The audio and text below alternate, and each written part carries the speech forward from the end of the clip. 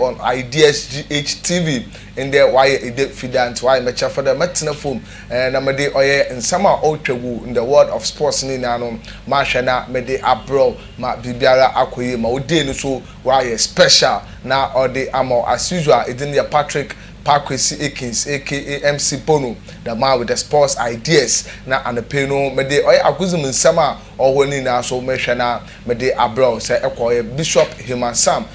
producer of the day or shana okakanyama on the boom bibiara no or yeah nice in the anape room as usual in the world of oil football no I dey gburu abrochimem na ye den sama woni na so ya hwe na ye dey abro and that amafo share first goal in a competition and na amafo regard competition but I no share no na nenyu agiye papa na won sama ha ye be hwe na ye dey abro ye be fie yes the Ghana Premier League weekend na washase in there so what the match day 2 and there obehwe na wakodo what the bet power Premier League ni mo nti ebehwe na ye de no so no honsam so ye de abroad in there feeder and the pay my ensemble kwa my shase na ye mfimfi the mecha abrochimema na yekọ Tottenham Hotspurs boboko no one asoye ho na one Italian head coach Antonio Conte opinini oni Chelsea abodwumada Juventus Inter Milan oni wina abodwumada in the day no wa ba na obopem wo oye Tottenham Hotspurs boboko no mo na ono no odu to go there eba Tottenham Hotspurs boboko no ma player bia enye undroppable o chede player bia no ano ebe carry them play or bench na onye another or untouchable whether rain or shine no o se do tum na oginim na obo na odema Tottenham Hotspurs boboku no se dabi no team na wa build no woni untouchable player every player is touchable every player is benchable o chede player bia no obotum na wa ma watena bench Tama anu coach no o free them or you good the player mbebem no obema wa bem tactically technically or share player no or said obema or ma ombem anu no or yensama odutugo abra amafo started the question no why the nonsense no we abentia wo friend Tinson Park abentia obona odema oy Tottenham Hotspurs boboko no oma abenti o nyebimbo some mi hu no onye bimfo mbo ho abedintia na ochim na nye de onimo abenti ni nyebimbo na team na wo no obia ye oy benchable obia ye touchable a mbrepem no abentia wo friend some mi hu no na so obenya number na obejim na osiaka na odi ama Tottenham Hotspurs boboko no ma nyama ina akoye na odi ama won ma yefio na yemfa yenwan chirim wo oy abentia wo friend James Rodriguez na so ye former Real Madrid, Bayern Munich, Everton player. Abente no Colombia no ofina menyo kese o there 31 years na we di na ended out na ordinance share oyen kata ase na o signing oyen contract na odema Panathinaikos boboko na meche Olympiacos boboko a wo Greece no o share na o signing contract na odema na ama wakaka ne former teammate a wo fam Marcelo yes on no ball Real Madrid wakaka no wo oyen meche Olympiacos boboku no ma wo behwe na wa boboku this season ma otum na waje o Greece Super League no wo di esi Ronaldo na Europa na den so watum na wakọ woni nyamanyama ina akoye na odi ama oye boboku no wo ho straight away Abrente our friend or Patrice Evra yes or French international na Abrente no usiakan na odema Manchester United or oye injury abrochimem Abrente oyade a ebibrim emam ha na wo won ebibrim ha na wo won Senegal Dakar the capital town of Senegal Dakar ho na wo oye Abrente our friend Patrice Evra yes na emum no okwe na okusi akan na odema the French national team yes the French national team na osi akana Abrente menyu kase no odenenwa de achiremu oye oman konkron Ghana ende da no okopem wo oye obampanin na soye wo ho na ano na odensem bi du tugwade ade okay oye ni yo pa ade wa regret pa in football career there okwe na okusi akan na odema oye the French national team na wamba na wambobo na wamfama na Motherland oye Senegal oso okay no oye ni yo yi papa usande ose eko French national team numa se win badia se win se French national team utum win dia ano oye win na we win ɔyɛ hu na no win na emom no so obende lose bi ba na odo come the French national team na and otum single out individual players especially awo maame na wo papa na wo fi France no another bia awo fi Senegal and other African countries no otum single out na wakade no oya awo fort na mo lose match no and also ke dem nsam na oye ne ye papa nti afutu kakra odema up and coming footballers ni na anyi dem obia onhwehwe ni nchi se Ghana na efi abra na bobo from Ghana se Togo na efi akọ na kobo ma Togo se Burundi na efi akọ na kobo ma Burundi na ma ye dem kobo na ede ama oye outside nation bia ono so ni asama abentia wo friend Patrice Evra wa hwe na ode atogo and pay ayo so ye de somo wa ha ma bibiara aye kama Pep Guardiola na so ye na yedu nda na pay na eho na after oye mecha Wednesday night abentia wo friend oye Haaland go a otumi share no o share goal no in the style ono na Pep Guardiola o se otena from din no share Haaland no go no otumi share na wa care no about oil opinion a wo friend Johan Cruyff Sunday Johan Cruyff otum share the same goal wa Camp Nou against oil Atletico Madrid abra no si akan na odema oil FC Barcelona into sexual screen dey one time Johan Cruyff o share no goal no na oil meche Haaland no so na o share no na what the pictures on dey compare na dem Pep Guardiola also otena form bia na o share them goal na na wa care the legend of the game Johan Cruyff yi papa wo ho ono so ni nsama ofim ba medemo and then oye anepe wo oye Ideas GHTV oye Ideas GH Sports Updates na and anepe ye hwe na ye do somo wo fia live on your Facebook mesewara na e do comment kakra e wono so ahwe na e de aba ewia na e pia share kama pa na e de amam na de ukokomo ti power no so e de like ma bibiara aye kama e kopem wo YouTube so a oya de Ideas GHTV ye wo YouTube wo yes it's in your YouTube na search for Ideas GHTV your all digital platform no or your Ideas GHTV eboko na ye wo ho ma ye room na ye ko in the world of tennis now or your 20-time Grand Slam champion 20-time Grand Slam champion or your opinion or Roger Federer menu kese no or there 41 years now Roger Federer we di na enti ya yensa Canada den there or there or say we tum na wa retire or the name meche bats ni boots ni jerseys bibia or the egufoma and they no 20-time Grand Slam champion no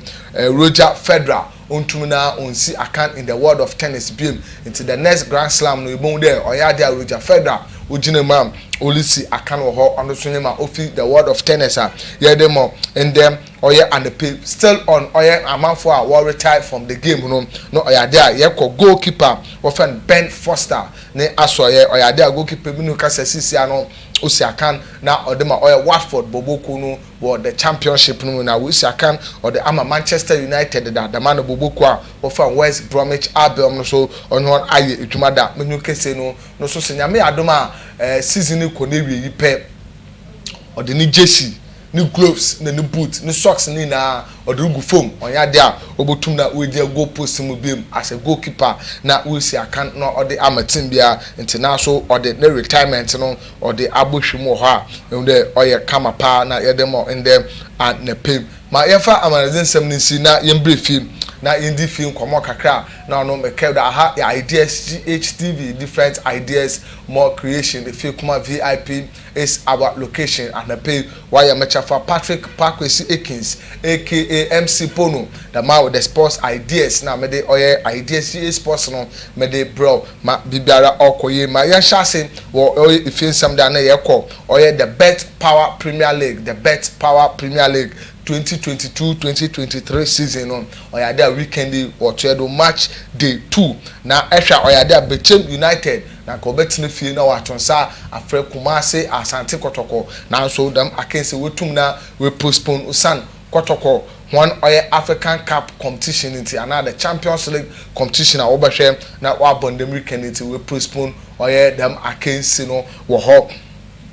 Insu ataman in there obetine fie na watonsa or the afre bibiani Go Stars exactly 3 p.m. na dam akensi obehwe na watogwa nyame adoma ochina no wo Dewu Park oyade a Dreams FC waton safre Kotoku Royals Achim Kotoku Royals na wonyon abodaman Accra Lions and so obetena Kramim na waton sa what the Afre Kerala United all the way from Nzema na wonyon abo eni wo ho dem game sine na no oyada 3 p.m. na dem akensine na obohwe na wabado nyame adoma kosida yes the Manchester Derby no obohwe na wabado nyame adoma kosida bra Accra Heart of Oak whatna oy Accra Sports Stadium na watonsa na what the Afre One City Rivals oy Accra Great Olympics Oli Bobo Oli Mashi Oli Konson yes Oli IDSG HTV obotonsa frem na what the oy dem akensi no what the ashisha no yes watakwa no oyade mediama awonso woni Red Tamale United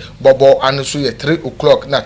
Tamale Cities woni Lagos City abo ane eda kosida 3 na dam akensi no obohwe na wabado na ejoda no Kimfesa woni eduana bobo damana Samatex woni Brekum Chelsea woni bobo oye eda joda dam akensi ni na no oye 3 na obohwe na wotum na wabado wo ho my young room or story susu kakra ofie nda anepeya na yeko oye Kumasi Asante Kotoko the Porcupine Warriors one asoye nda anepe na ho a board member of the team Madam Evelyn Nsia Asari ono oye board member of oye Kumasi Asante Kotoko ono no wa charge oye Kumasi Asante Kotoko fans ni na o se he nyame adoma oda eda kwesida oye ochina memenda na de chen oye kwesida no obi a eje hu de eye Kotoko fan dia obi a eje hu de support Kotoko bia no bra na be prem wo oye Baba Yara Sports Stadium abra Kotoko what they want African Cup African Champions League competition no the return leg no what they shisha no ye papa kemu da Kotoko wo kwa konya away win wo 1-0 into oba na wabobo the second leg no wo oye Baba Yara Sports Stadium on Madam Evelyn Nsia Asari also Kotoko supporters ni na me ya adoma kosida se junwu di nkote de ye Kotoko ni wo oye Kotoko moja wo black system numa on a bra na bo prem wo Baba Yara Sports Stadium na boboboko no na wontum na won win na wonhwe na wonko oye hunenim wo ho ono tunima ofim oba medemo and then and the pay wo still on club issues no if you Kotoko and my embra oye nkran na nyimi ade nyame adoma oye eda kwesida no so ana eda memenda rather 3 yes oye ade Heart of Oak woni oye boboko a wofon Accra Great Olympics na wonyo lebo na oyade oye derby kesiye pa wo Ghana Premier League no na ono na oye National Chapters Committee chairman opinion na wofan Evan Nsia Asa emeche Elvis Hemansi yes Elvis Hemansi waton sa na Afre Heart of Oak supporters ni na then nyame ya adoma kosida wonbra na wombo prem wo oye Accra Sports Stadium na wombe te Heart of Oak woni chiye papa na wontum na wonsha Accra Great Olympics o Sunday the just ended season no Olympics man heart won chi won ye papa into ya ade a oye Elvis Hemansi ono no osim Heart supporters ni na wombra na wombo prem na wombo hwe the way a ekwana Heart of Oak obafado na wa hye oye Accra Great Olympics ose okache oche supporters ni na ide oye Operation 3 points can the Heart of Oak one first match of the Bet Power Premier League no ya dia okwa away to Diana na ukolusi by a goal to nil into Indian no so otum na o redeem won ho nti oya dia National Chapters Committee chairman no say yes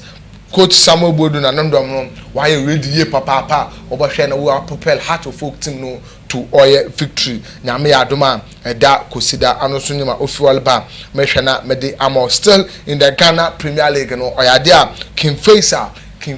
Alhaji Gusa ne team Kimfesa ntia yansa kanenda anapenyi dem se nyama nyina akoye na nyama nyina toto na akwem dia former Ebusua Drafts and Ashanti Gold one head coach wofan oye Ernest Thompson Cote ono na obotum na wapa no as the head coach for oye Kimfesa Babies na otum na openi obeja touchline na watoto nyama ode ama Kimfesa manyama akoye no ode amon in this season Bet Power Premier League no ando so nsama ofi Kimfesa one asoye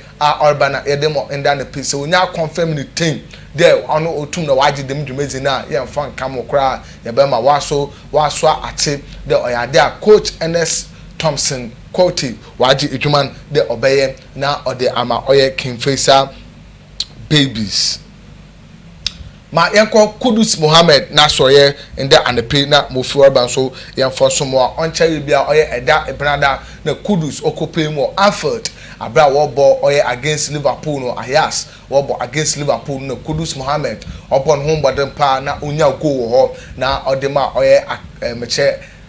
Boboku a offend Ayas or Anfield na ono na oye endida odo tugwede he say waka one of the intimidating oye stadiums another fans are wo wi ase a obutu akade no oye Anfield say eko baby pa na eko bobo na wakade fans no wonye the day supporters wonye the day no won intimidate the opponent na also oye Anfield ye na ehwe pressure or Anfield on that day na no onye easy kra na emum no ono otum na ogina na nando na otum na opusu atena na odema oye Ayas Boboku no into ayada Kudus Mohammed so also ehwe the way fans no wo cheer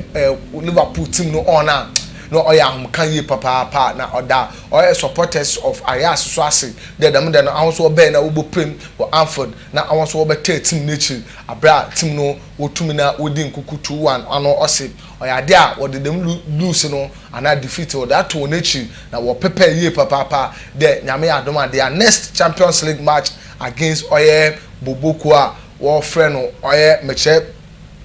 ofe AC Milan no obehwe na ode abani ma bibiara aye kamaka ma oho ono so ma ofiri oba mede mo in them oye anepe oho still what Ghanaian players abroad no oyade abrante a wofen Mudasiru Salifu abrante this season ya no or another just end the season na ofi kotoko odinyo kochi wo oye Sheriff Tiraspol na ended that oyade the Europa League no Sheriff Tiraspol wotene fie na wotonsa na wode frɛ oye Manchester United na osi akanori ade no oyade a Manchester wotum na wa Sheriff Tiraspol eka no ebie na wontum want to Cristiano Ronaldo wotum na onya goal ko ho da man Jadon Sancho no so onya ko ho na after the match no oyade a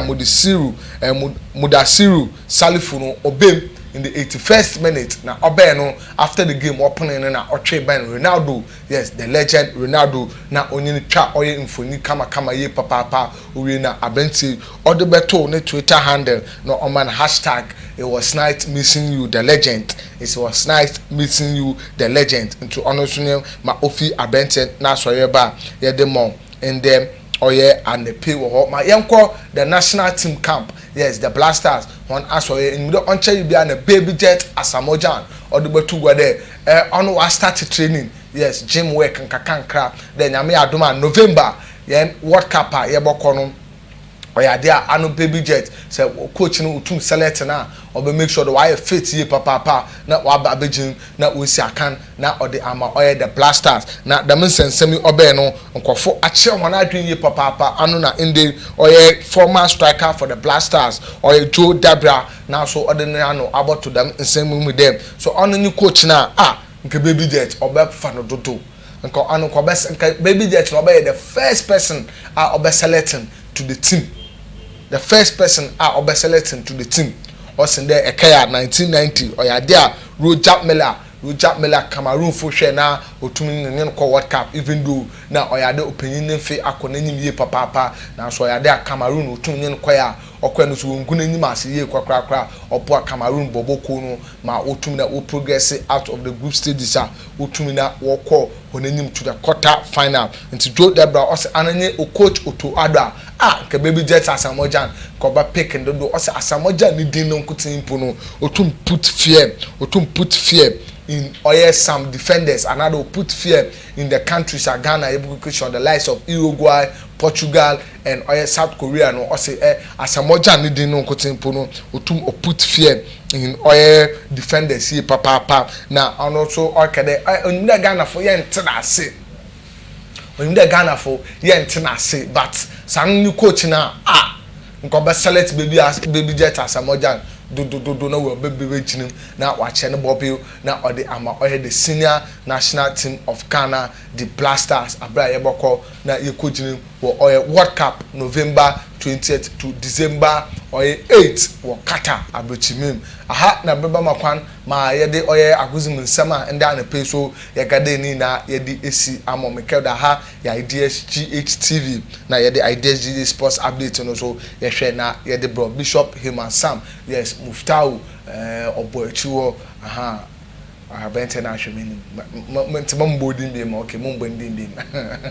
yes Bishop Hima Sam na oye meche ne assistant oboachiwo awon pushing for new sound ne bibia okoye ma oye nda ne pe wa so oye kama ye pam na odemo midin ya Patrick Parkwesi Ekins aka MC Pono the man with the sports ideas na ne pe no me hwe na me de bibia bra me kew de nda